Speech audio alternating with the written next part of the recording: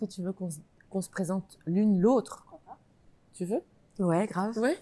L'une l'autre, c'est-à-dire je te présente toi. Ouais. Et Ah moi, oui, ok. et moi, je te Vas-y, présente toi. testons ça.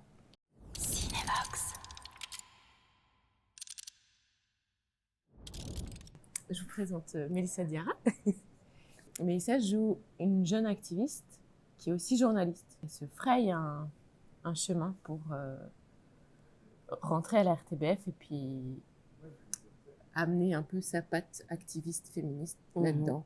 Et elle rencontre quelques mésaventures qu'elle esquive avec brio. Alors, je vous présente Salomé Richard, que vous connaissez déjà certainement. Et Salomé interprète le rôle de Ludivine Gilson, qui est aussi une jeune activiste. Nos personnages se connaissent et sont amis en quelque sorte. Elles vivent ensemble.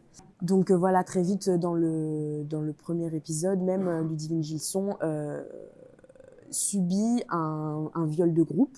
Et donc on va la suivre durant toute la série. On va suivre l'enquête du coup qui est ouverte autour d'elle. On va suivre son état psychique, son état mental, la manière dont elle se remet de ça, comment en fait ça crée une espèce de rage chez son personnage qui va complètement pas la transformer, parce qu'on sait déjà de base que c'est vraiment un personnage frontal comme ça, mais qui va en tout cas la faire un peu switcher, quoi. C'est un thriller émotionnel. T'as tout dit. Il y a des personnages forts qui sont dépassés par ce qui leur arrive, par les événements dans lesquels ils sont pris, et qui réagissent avec ce qu'ils sont, et qui ont ils ont des personnalités bien tranchées, bien trempées, chacun, chacune, et ils essayent de se dépatouiller avec tout ça, en fait. J'étais très séduite par les thématiques féministes de la série, en fait. J'étais vraiment très séduite par la centralité des personnages féminins, par le fait qu'il y ait cette fille qui se relève de cet événement, de son viol, qui cherche à faire justice, quasi, de retrouver une sorte de dignité, en fait. Après, j'ai trouvé super aussi tout le travail de discussion qu'on a eu avec les réals, parce que ça s'est pas fait du jour au lendemain, quoi. Enfin, elles sont pas arrivées avec la dernière version de scénario où elles nous ont proposé des trucs. Ce que j'ai trouvé vraiment formidable, c'est qu'elles étaient vraiment très ouvertes à la discussion, qu'on a vraiment pu participer à l'élaboration de nos personnages avec ce qu'on était aussi, ce qui nous touchait, des choses avec lesquelles on avait des doutes, on en a discuté, on a pu trouver des solutions ensemble pour tirer les choses vers le haut, en fait, pour les faire encore fructifier et les améliorer. Et cette place qu'on avait en tant qu'actrice. Et pour ma part, oui, en tant que militante, parce que ça fait quand même partie de ma vie aussi. Donc c'était vraiment chouette d'avoir cet échange-là, très constructif, en fait. Et ça, c'était vraiment très séduisant. Moi, c'est des thématiques qui me sont chères. Alors évidemment, plus elles sont sur le devant de la scène, mieux je me porte. Je crois que c'est vraiment important que ces thématiques-là soient mises sur le devant de la scène, parce qu'en fait, elles sont là tout le temps.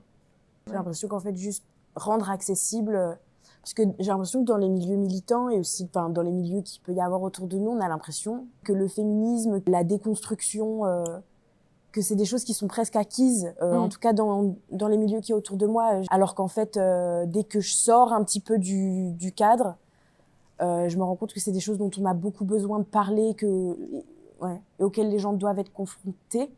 Ouais, je pense que c'est le bon mot, confronter, quoi. Et je trouve que de l'aborder via la fiction, c'est aussi assez intéressant. Que ce soit des hommes ou des femmes qui aient un endroit où on puisse s'identifier aussi à la situation qui est en train d'être vécue. Parce que vraiment, l'aspect thriller émotionnel, du coup, met vraiment en relief, du coup, tout ce qui est vécu par les personnages.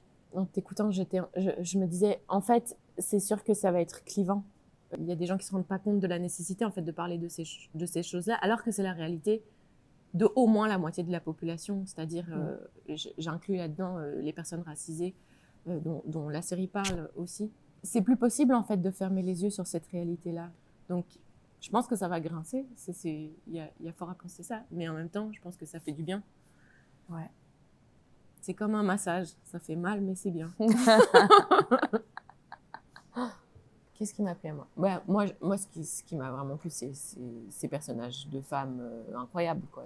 Le personnage que joue Anne, qui mène la danse du début à la fin et avec toute une palette d'émotions comme ça, où elle passe vraiment par toute la gamme. Je trouve qu'il y a en filigrane le thème de la ménopause aussi qui apparaît. Et ça, c'est genre génial de pouvoir, enfin, d'avoir ça dans une série, en tout cas, qui passe en prime. Oui, je trouve que les enjeux sont super intéressants. Je trouve que cette récupération du personnage de Mark Van Dyke, de ce viol et qu'il arrive à en faire son beurre politique, c'est désolant, mais en même temps, c'est très bien vu. Effectivement, le rythme et les suspens, etc., c'est vraiment haletant aussi, c'est vraiment très chouette. La BO est super. La BO est super, le générique est vraiment très beau. Ouais. Qu'est-ce que je dirais pour séduire? Bah oui, que c'est une série féministe, en fait. Du coup, vas-y. Ça fait du bien, quoi. Bah ouais. Ouais, en tant que femme, je pense d'avoir une série portée par des femmes et qui représente des femmes fortes aussi, voilà, ça fait du bien, quoi. Ouais.